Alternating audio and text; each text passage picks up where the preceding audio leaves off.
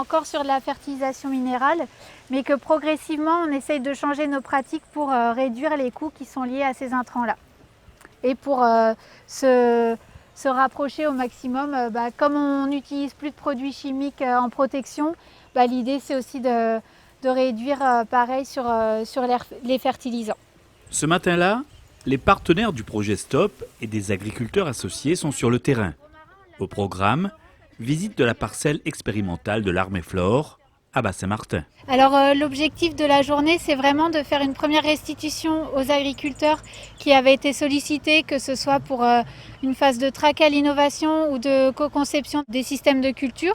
Et donc là, c'est la première journée qu'on fait sur les sites expérimentaux après 1 an et demi de mise en place des cultures pour justement montrer l'avancée du projet.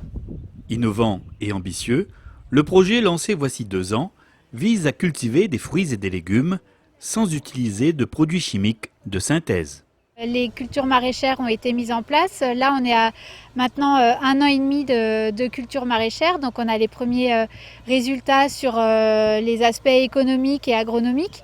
Donc, l'idée aussi sur ces systèmes-là, c'est de mettre en place des pratiques innovantes. Donc, par exemple, on a testé des filets, de l'application d'argile sur les cultures sujettes aux mouches des fruits et des légumes, la mise en place de pièges, etc. Donc, c'est vraiment de tester des nouvelles pratiques parce qu'on s'interdit l'utilisation de produits chimiques de synthèse. On utilise quand même des produits de biocontrôle, mais l'idée, c'est vraiment de mobiliser tous les autres leviers de protection des cultures. Ce type de journée, c'est très important. Ça nous permet de voir justement l'avancement du projet, les choses qui ont été testées, les différents dispositifs qui ont été mis en place, de voir si ça a fonctionné, comment ça a fonctionné, si ça n'a pas marché, pourquoi ça n'a pas marché. Et du coup, voilà, pour qu'on ait jusqu'où après des billes pour passer aux producteurs.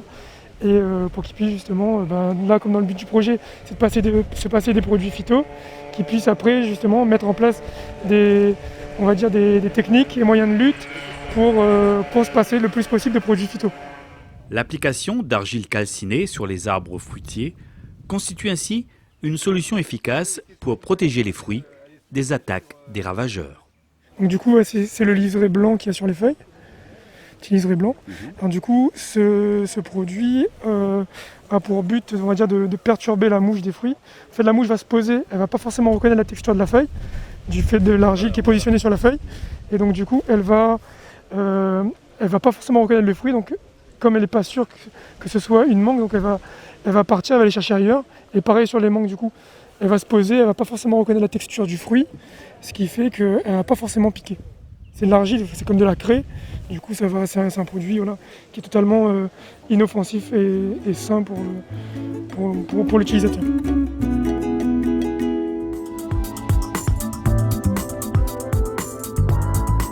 on est sur un autre motif, donc avec des espèces plutôt papam. On a du bois d'olive blanc. On a plus loin aussi bois d'olive noir, donc c'est des espèces qui sont inscrites à la pharmacopée. Donc là, elles sont intéressantes parce qu'elles permettent aussi de fermer la haie rapidement. C'est des espèces qui vont s'étaler. Et puis, comme je le disais, après l'entretien de la haie, les résidus de taille, on peut les valoriser si on a un circuit pour le faire en tout cas. Sur cette parcelle d'essai, d'autres solutions alternatives sont mises en œuvre, comme ici par exemple la mise en place d'une haie multi-espèces et aux fonctions multiples. Donc on est sur des haies qui sont composées uniquement d'espèces indigènes et endémiques. Donc c'est des haies qui ont plusieurs fonctions pour nous. La première, c'est d'avoir une haie qui est brise-vent par rapport au vent dominant qui peuvent avoir un impact sur les cultures. Après, elles ont aussi une fonction de brise-vue et des fonctions plus écologiques aussi sur l'érosion, la gestion de la ressource en eau. Et aussi sur le côté de ressources génétiques. Donc pour nous, ces haies seront sur le long terme des réservoirs de semences d'espèces indigènes et endémiques qui pourront servir à la production de plants pour des projets de restauration écologique ou d'agroforesterie. Donc c'est vraiment une ressource pour nous génétique sur le long terme. Et aussi c'est une ressource pour les abeilles. Donc là on est sur des successions d'espèces qui nous permettra d'avoir une floraison en continu sur toute la haie. Donc chaque espèce se succède sur ces stades de floraison, ce qui permet d'avoir finalement de la ressource en fleurs toute l'année pour les abeilles et autres auxiliaires. Toujours dans un objectif de diversification des cultures, des arbres fruitiers ont également été plantés sur la parcelle. On est sur une parcelle d'Atemoya. Donc le choix de cette culture, ça, là encore, c'est issu de l'atelier de co-conception, justement pour tester des nouveaux fruitiers. Et donc là, on veut vraiment apporter des données sur une conduite de ces nouveaux fruitiers pour, au cas où un agriculteur veut se diversifier, pour avoir des marchés de niche et des fruits à plus forte valeur ajoutée.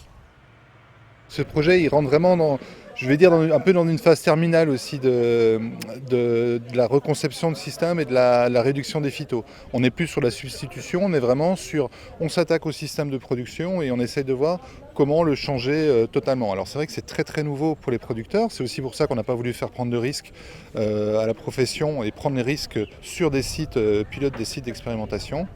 Et nous, ce qui nous tient à cœur en tant que chambre d'agriculture, c'est d'occuper, et c'est notre place vraiment dans le projet, c'est la partie communication, et l'organisation notamment d'événements comme aujourd'hui, des ateliers, de pouvoir confronter le regard des agriculteurs face à ce projet-là et de vraiment répondre à leurs questions et à leurs questionnements sur ce système qui est quand même très très particulier. On cherche, on trouve des solutions et on trouve des solutions, et c'est ça, je tiens à le dire, avec les agriculteurs. Ça, c'est extrêmement important.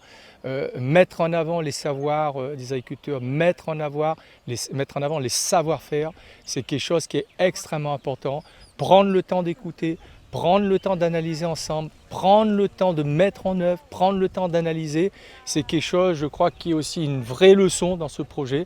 Aujourd'hui, tout va vite, on va aller très vite, on fait un essai, on fait un deuxième essai et on dit on a trouvé la solution. Or, c'est pas ça. Ce qui nous intéresse, c'est vraiment voir sur le long terme qu'est-ce qui fonctionne et qu'est-ce qui ne fonctionne pas dans tel et tel contexte. C'est ça l'esprit du projet STOP.